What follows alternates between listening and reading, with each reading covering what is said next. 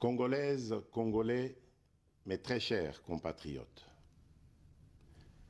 je m'adresse solennellement à vous en ce jour dans un contexte exceptionnel en rapport avec la situation sécuritaire que connaît notre pays dans sa partie orientale. Ce contexte d'agression et d'occupation des territoires dans le Nord Kivu est perpétré par le groupe terroriste dit du M23 avec l'appui avéré en hommes et en logistique du Rwanda. Au moment où je fais cette adresse, nos agresseurs occupent certaines localités dans le territoire de Rutshuru, occasionnant ainsi un drame humanitaire avec plus de 200 000 compatriotes forcés de fuir les affres terroristes dans les zones de combat. Ils se retrouvent en dehors de chez eux, sans logis, sans nourriture et sans soins. Des instructions précises ont été données au gouvernement pour leur rassemblement et leur prise en charge. Au-delà de ces efforts, j'en appelle à un élan général de solidarité pour alléger leur fardeau. Certes, cette situation n'est pas nouvelle. En effet, depuis plusieurs décennies, des groupes armés nationaux et étrangers écument l'est de notre pays en y commettant des atrocités innombrables sur fond d'exploitation illégale de nos ressources naturelles. C'est ainsi qu'à l'occasion de mon avènement, j'avais été amené à prendre l'engagement devant la nation de rétablir au cours de mon mandat la paix et la sécurité là où elles sont compromises et de les consolider là où elles existent. Sitôt dit, sitôt fait, j'ai sans délai et de bonne foi commencé à développer, notamment avec tous nos 9 pays voisins, une diplomatie de proximité en vue d'établir avec eux des relations de coopération franches, transparentes et de caractère gagnant-gagnant. Avec l'Ouganda, par exemple, nous sommes allés jusqu'à décider de mutualiser nos forces armées afin de combattre ensemble la nébuleuse des ADF, une milice d'origine ougandaise qui cependant n'opère que dans le Nord Kivu.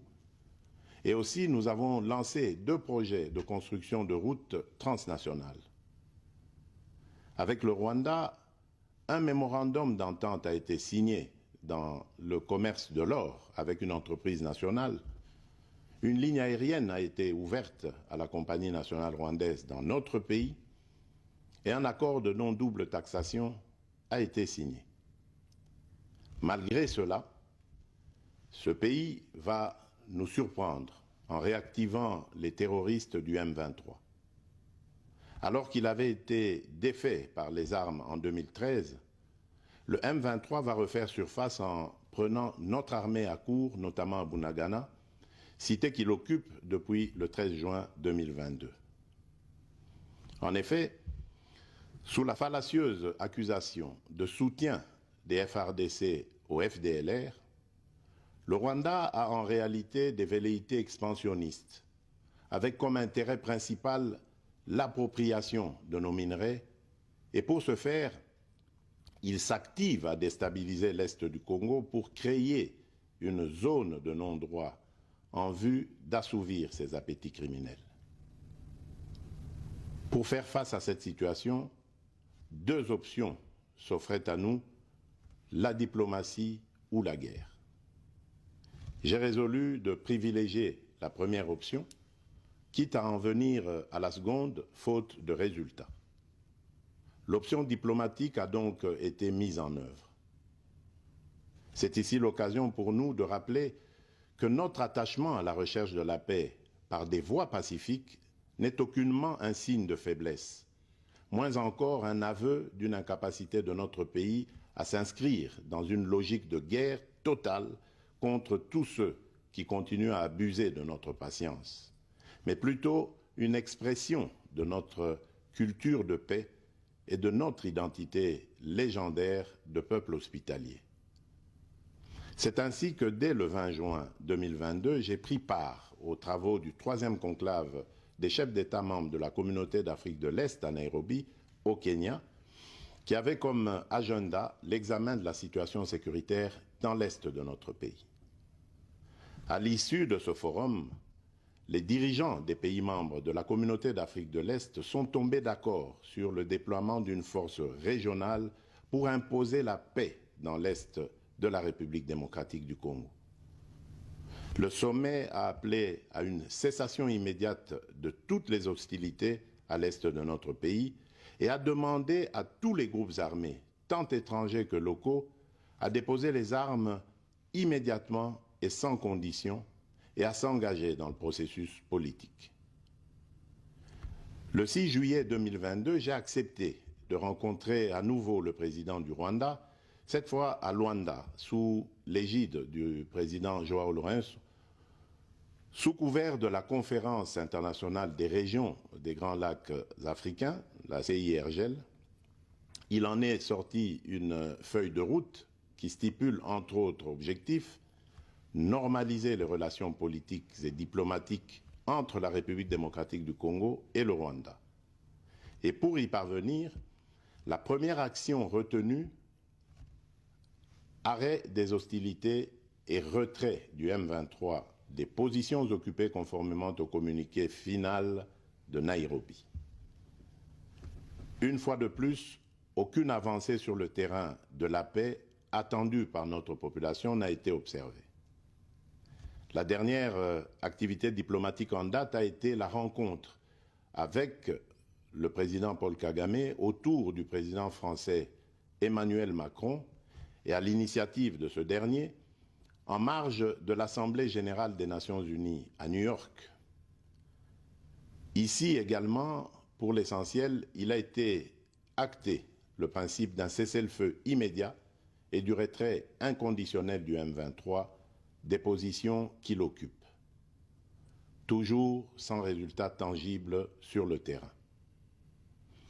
Mes chers compatriotes, comme vous pouvez le constater, malgré notre investissement et les efforts fournis dans cette optique, la paix et la sécurité ne sont pas au rendez-vous.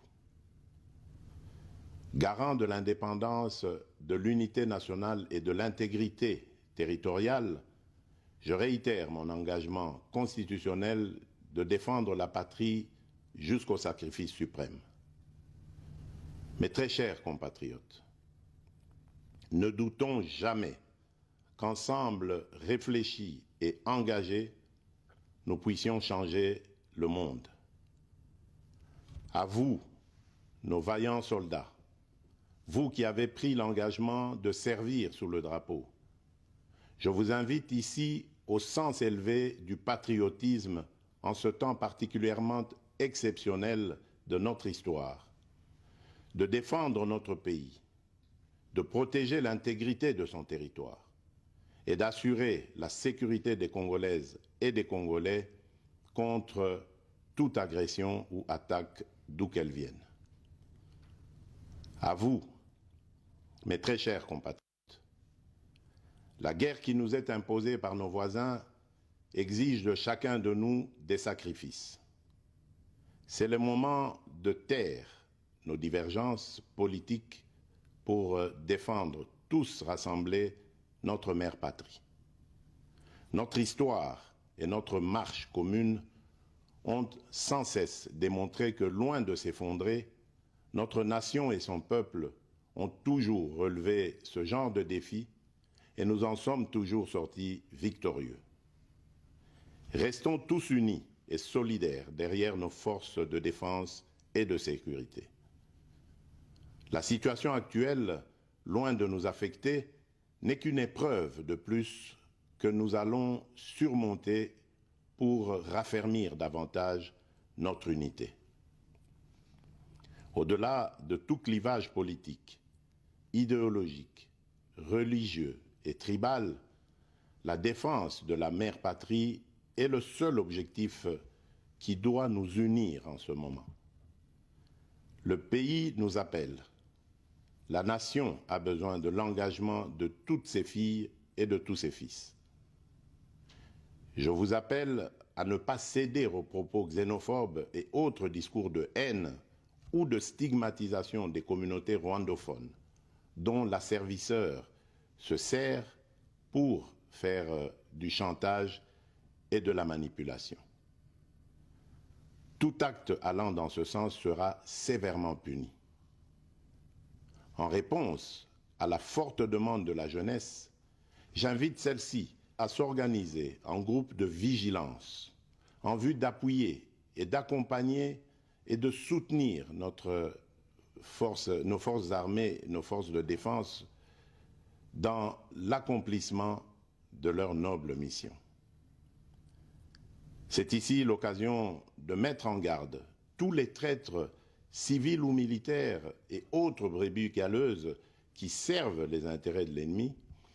Ils seront exposés à la rigueur de la loi en ayant le juste châtiment que mérite ce genre de comportement. En outre, tout en renouvelant mon appel lancé à nos jeunes qui en ont la vocation de s'enrôler massivement dans nos forces armées.